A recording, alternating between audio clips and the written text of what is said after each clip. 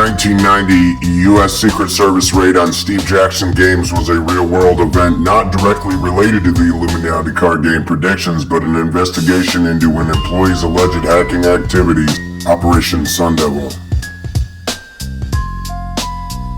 The daycare center's card. Drop your kids off. We'll take care of them, so to speak.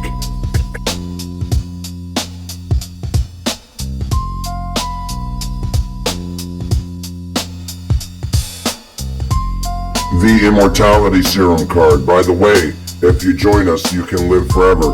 Interested? Do you see the blood vial? I'm not interested with this. But you see what's going on in this picture here. It started in a hospital basement in Bucharest, January 1996. A blackout had knocked out half the city, but one wing of the children's ward stayed lit, powered by a separate generator that no one could trace. When nurses came down to check, they found a room sealed with industrial tape. Inside were 3 metal tables, restraints, and a single glass vial marked with a word in English, adrenochrome. The patients who vanished that night were never found. Only the hum of the generator remained, and the faint sweet smell of iron in the air. The name sounds like fiction, something pulled from the pages of a dystopian novel. But adrenochrome is real. Chemically, it's the oxidized form of adrenaline, a biological byproduct first studied in the 1930s. Early researchers discovered it could cause vivid hallucinations when injected into lab animals. Some even believed it held the key to unlocking human consciousness itself. But over time, the science vanished, replaced by something darker. Somewhere between the Cold War and Hollywood's golden age, whispers began that adrenochrome wasn't synthesized in labs anymore, it was harvested. The theory is simple and horrifying. When a person experiences extreme fear, adrenaline surges through their body. If the blood is drawn at that precise moment, just before death, the chemical content changes. That, they say, is the purest adrenochrome. And that's what the elite pay for. From underground forums to leaked court documents, the same details surface again and again. Secret clinics, coded shipments, donors listed as untraceable minors. Some claim the product is sold in glass vials for $10,000 each, glowing faintly violet. Others say it's traded only within private networks, labeled under medical waste. In 1978, a Canadian neuroscientist named Hoffa mentioned adrenochrome in a psychiatric report, suggesting it might induce psychotic visionary experiences. He disappeared a year later. The study never resurfaced. Those who claim to have used it describe something far worse than euphoria. They speak of visions, faces screaming in liquid light, whispers bleeding through walls, shadows moving behind mirrors. Some report physical side effects, black veins, sleeplessness, an inability to feel empathy. Others say they began seeing the world as it really was. And perhaps the most disturbing claim, the drug isn't addictive to the body, it's addictive to the soul. Once taken, it binds to memory. It shows you every fear ever felt by the person it was taken from. That's why the few who've escaped the trade are never the same. They age rapidly. Their hair turns white within months. They mumble one phrase over and over. It doesn't leave you. It watches through you. Somewhere tonight, another generator hums in a windowless room. Another vial fills. And in the dark, someone whispers, almost tenderly, "Harvest complete." 5 days later, rapper Coolio exposed vampires drinking adrenochrome. Yo, what's up? This Coolio with the flow, and I'm gonna do something for the first time. When something is obviously wrong, then why would you argue about it, okay? Now, y'all can go home and drink your adrenochrome. You suck it, motherfucker. I'm cool on that. Angel Chrome. He also goes on to express feelings of frustration for being ridiculed by people close to you who display cognitive dissonance and shoot down any conversation you want to have with them on this very serious issue. That's insane. With the recent release of the Epstein files, this video feels a lot creepier than ever before. Let's talk about this facial that you're obsessed with. Explain what it is. Well, it's this way in which, through microneedling, pushes through the skin. What are you pushing into the skin? You push in whatever the facialist would like to insert into your pores. But what is it? It is an extraction from a piece of skin that came from a young person far, far away. It's foreskin from a Korean baby.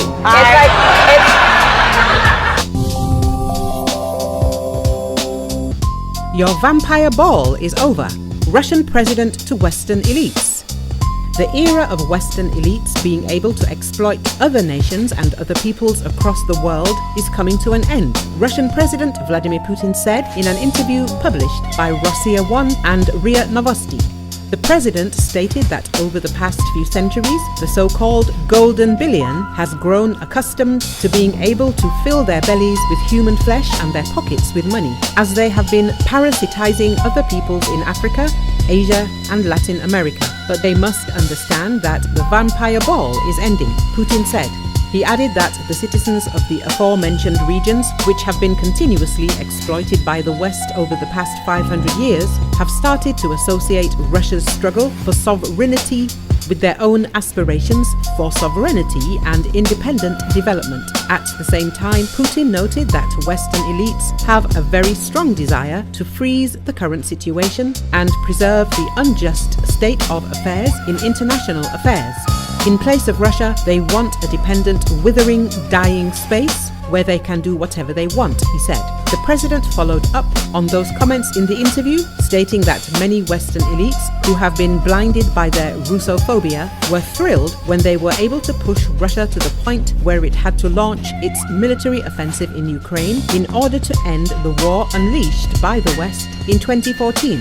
They were even happy, I think, because they believed that now they would finish us off using a barrage of sanctions, having practically declared a sanctions war against us and with the help of Western weapons in the hands of Ukrainian nationalists, said Putin, suggesting that this mindset was behind Western calls to inflict a strategic defeat on Russia on the battlefield. Now, the West appears to have realized that defeating Russia in this way is not only unlikely, but impossible due to the unity of its people, the fundamental foundations and stability of its economy, and the growing potential of its military, the president said.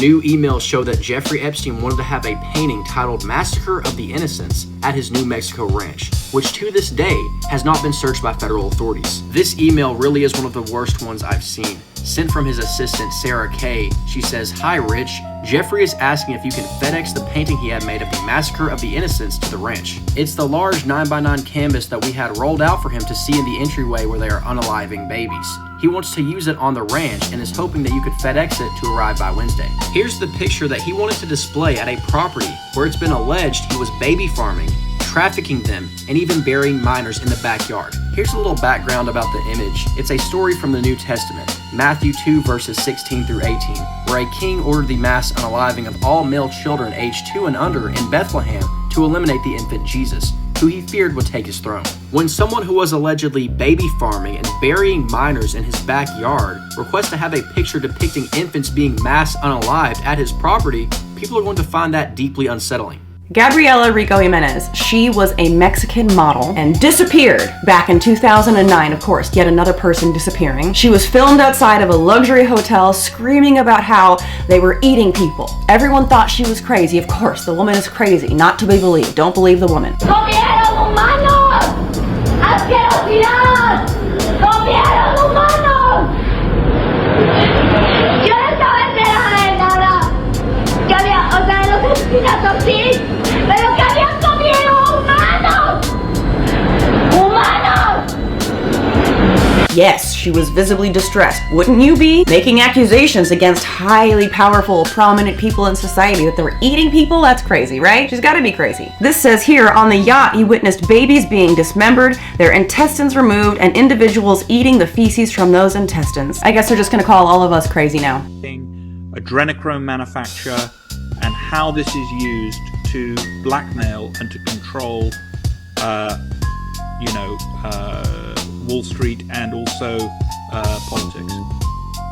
And judges. Let me start by giving the president very high marks. He did 2 executive orders, one in December 2017, one in January 2020, that are hugely significant on human trafficking. Human trafficking, and particularly child trafficking, underlies every other great crime in this country. Children are now more valuable than drugs for criminal transactions. As best I can tell, toward 8 million children a year are being abducted. How many? And every 8 million. toward 8 million children a year. In the United States, it's 800,000 to 1 million. All right, this is very serious stuff. And part of the problem is that wars create refugees. And if you look at Hillary Clinton, for example, the Haitian disaster, her friends were in there scooping up children. Yes. What? Yes. Say that. This is a matter of record. Now, let me go back to the whole thing of child sacrifice, adrenochrome, and so forth. I didn't believe it myself, but Pizzagate woke me up. Is it Pizzagate or Comet Pizza? All of that. That woke me up, and I started looking into it, and I connected with an author, a West Point graduate. That's our Sandhurst, I guess. A West Point graduate, Joaquim Hagopian. And with my encouragement, he has written a book to which I wrote the foreword called, and this is free online. Everything I do is free online because my whole point is to try and raise public awareness and so forth. Your website, robertsteele.com. No, robertdavidsteele.com. robertdavidsteele.com. Somebody will put it in the links. Mark, if you could put it in the links, it's our technical division. Right. Basically, and they can read about this. This is not something that is Monsters Inc. is a movie about adrenochrome. The movie's plot is literally centered around the monsters who work at Monsters Incorporation, where they enter through doors at night to scare them because the children's fears, specifically their screams, are used to power the city of Monstropolis. They even use ranking systems to see who can extract the most screams from these children, and they're absorbed into these these containers or whatever. And they literally look like blood when they're filling up. And if you think about the tactics that are used by the elites, right, like how they acquire the best form of adrenal blood is by spiking the adrenaline in children. So you have to torture, you have to deliberately instill fear, and then you extract the blood. This scheme to kidnap the children and extract their screams with the help of a machine called the Scream Extractor. And at full capacity, the device torturously forces the screams out of them until they meet their end. In the 1930s, a secret group called the Hollow Men operated in Ohio. Their leader, known only as Nicotine, believed that children's fear had power. Late at night, they broke into homes, hospitals, orphanages, wearing terrifying costumes. They brought machines to record screams. Those screams were bottled and sold on the black market. Some claimed it could cure illness. Others whispered darker things. In 1941, an insider exposed them. Nicotine was sentenced to the electric chair. His last words, "The screams were worth it." The system wants you sick. The money disappeared. The screams, still out there. Hey, Wazowski, nice job. Those numbers are pretty sweet. Are they? You know, I hadn't even noticed. And how is Georgie doing? He's doing great. I love working with that big guy. Keep the doors coming, Charlie. I'm on a roll today. George and I are like brothers. 2319! We have a 2319!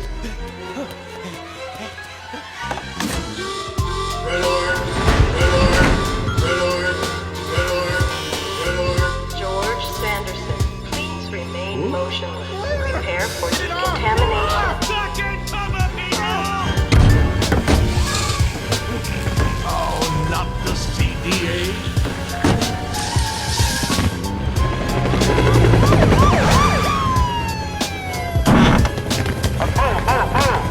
Coming through, please. Stand aside. Clear the contaminated area.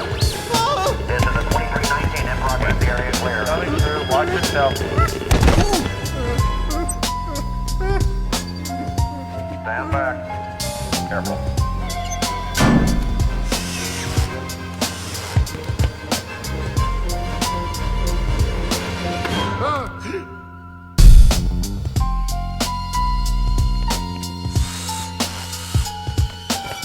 All clear. Situation is 990. Ready for decon. Hey, thanks, guys. That was a close one.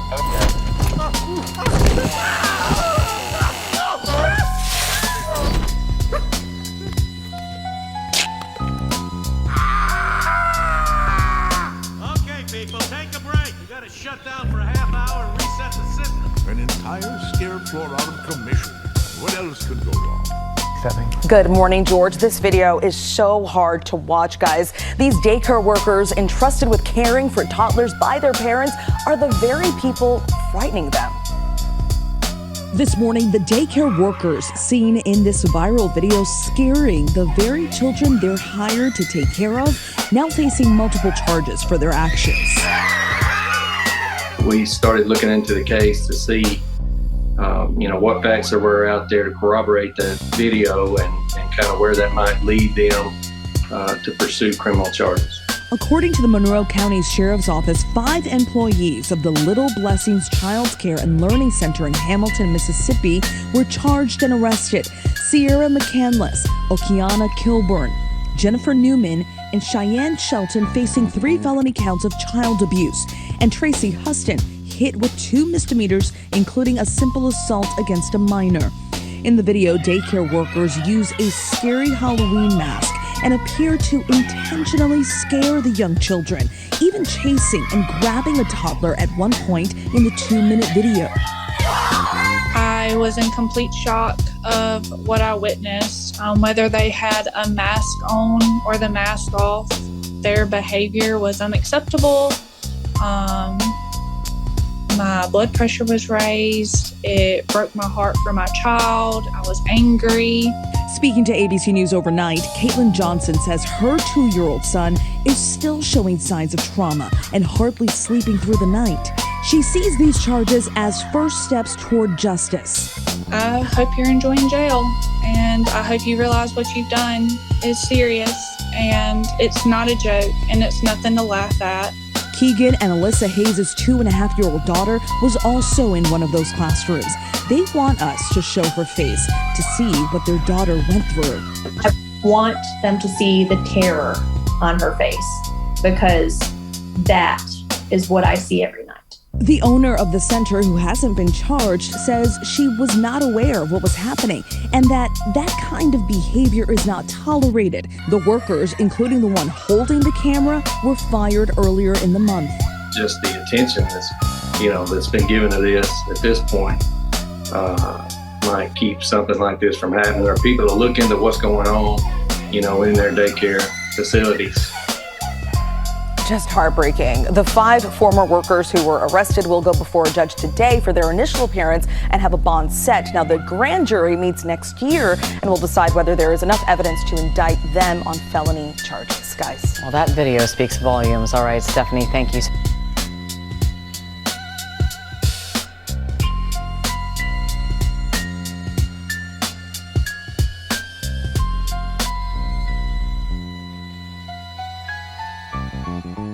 GOP Majority Whip Tom Emmer is demanding answers from Minnesota Governor Tim Walz. This in response to a YouTuber who had posted a video of himself trying to confront employees of a Somalian daycare center in Minnesota that had misspelled signage. The video, which alleges the daycare is fake, says the facility had received $4 million in state funds. This comes as Walz's administration faces allegations of widespread fraud connected to state social services.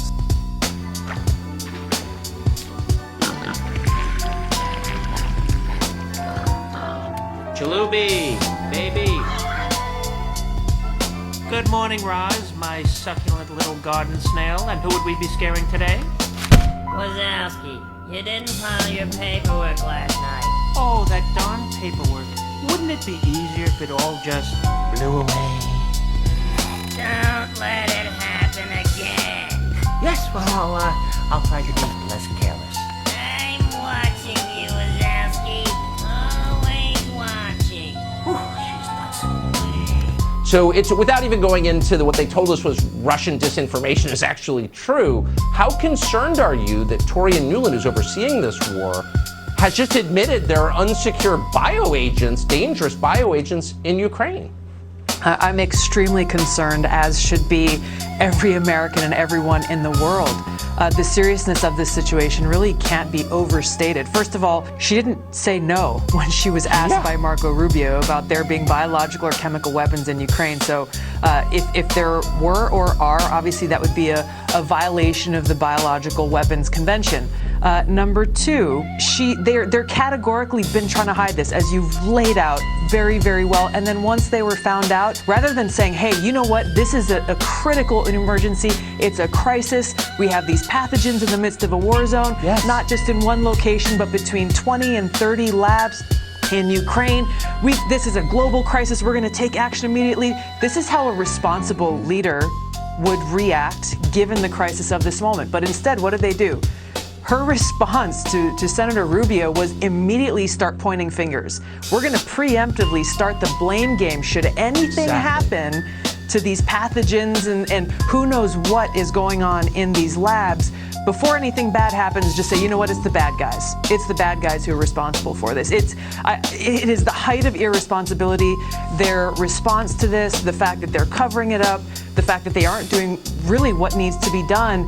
Because unless this war in Ukraine ends right now, ends tonight, we face a very real certainty that one or more of these labs will be compromised, will be breached, and it won't just be the people of Ukraine who are impacted. We could face another global crisis when you look at a pathogen that could be released. We just went through this with COVID. We can't have forgotten this already. And once again, agencies in the U.S. government, without our knowledge, are secretly funding research that, imperils the world, and no one is ever punished for it. My mom has a lot of theories on what happened to Jesse, and it seems like every time I talk to her, there's a new theory, there's someone else involved. My mom's theories are she thinks a cult kidnaps people every full moon to sacrifice them. My investigation has revealed that this is all linked to a ritual. I believe somebody in a cult was drugging my daughter Jessie for a year before she went missing. I believe that she was killed June 20th, 2016 because it was a full moon and the summer solstice at the same time, and then the next day was Lilith. Lilith is a holiday that the occult does celebrate, and it requires a human sacrifice. I had a person say to me that if I looked around at the environment and looked at the seasons, I would see a pattern. And as I looked and did more research, realized that it was very specific and that people went missing on very specific days throughout the whole year. My mom thinks everything's connected to other missing persons cases. Like it's a big web. A lot of the times she'll say things like, I know I sound crazy, but it just started getting too out of control. I believe that Jessie was tortured for the drug adrenochrome. Adrenochrome is a chemical that our body produces when we are extremely fearful or have a lot of distress. It gives you strength, it gives you vitality. And the people that killed Jessie are harvesting that from other people. And when you drink it, it gives you euphoria and power. A gang member who told me later that he had a video of her death. He told me that Jessie had been killed, that her body had been put into a barrel and set on fire. The police do have a part of that video. I believe that the police are protecting her killer. Okay, so let me see if I understand this right. You believe that there is a cult in the area, and that because of the date and time and the seasons and the full moon, that whether that has any significance to anybody else or not, it does to this group. That is correct. I have talked to people that were there when Jessie was murdered that said that there is that video and that that's the reason that they did do it. And okay. You say you've talked to people that were there. Correct. And have you turned those names over to the police? I have not, because I just recently got those names. Okay. So is it gang members or is it a cult? It's a cult. But then you were saying that it's gang members as well. There's some people from every walk of life in there. Well, I'm saying this theory, I haven't even heard this one before. This is the same theory. Well, it's like, I feel like you always have a different one. That's because you don't come and talk to me at home. There's a video of Jessie's death out running around all over town. They're showing it at parties. They think it's funny. I mean, it's very, I've had But you've so infiltrated this, why has everybody seen it but you? Not everybody's seen it. Very it's select all people. over town. It's being shown at parties. They are showing it at parties. But yet you haven't seen it? No, I have not seen it myself. Now, the police captain also told us that we have never had a case involving the drug adrenochrome. We've never even heard of it until Dr. Phil producers brought it to our attention. Now, the gang presence in Wenatchee is currently active, but a very low boil. And they say there is no cult presence in Wenatchee. Controversial new treatment that may hold promise, but at a price. It does appear to reverse the aging process. Dr. Jesse Karmazin is talking about transfusions with the young blood from teenagers, and he says it just may turn back the hands of time. That blood is going to patients over 35 as part of a clinical trial called Ambrosia, where subjects paid $8,000 to get the rich growth factors found in the platelets in blood's plasma. There's pretty much people from most states, people from overseas, from Europe and Australia. There have not been any published results, but the intriguing concept still found its way into pop culture. It's my transfusion associate. Dr. Karmazin says patients who have had it say they feel amazing, and he has seen evidence of reversing the aging process in rats. Their brains are younger, hearts, their hair, if it was gray, just turns dark again. There has also been encouraging Alzheimer's research using young blood at Stanford. We found that it was safe and feasible to administer infusions of young plasma weekly. Dr. Sharon Shaw is a researcher who says they have seen evidence of improvement in functional ability. It's all very exciting that there can be components in blood that could be healing. Platelet-rich plasma, or PRP treatments, using a patient's own blood, have been in demand as trendy vampire facials to fight wrinkles and as joint and tissue treatments to accelerate healing. A lot of goodies in blood. Dr. Houman Khorazani is using those rich PRPs in a study at Mount Sinai to regrow hair. We can actually use your own blood to stimulate the body. The study is ongoing, but seeing short-term results, Dr. Khorazani is optimistic. It looks very positive. Experts agree there is still more research that needs to be done. There's still a lot of unknowns and a lot of factors that we don't know when we're actually getting another person's growth factors and nutrient injected in us. Dr. Karmazin says that he plans to open a young blood lab in New York in the coming months.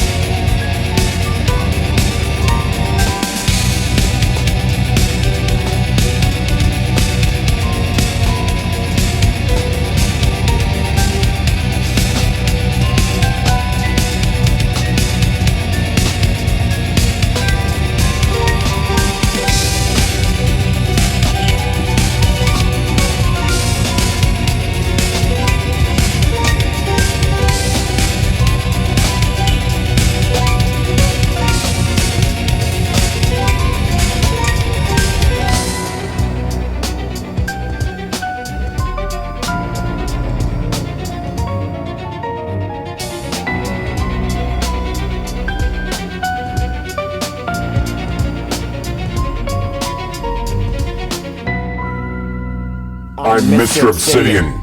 Prepare yourself for the Man of Black.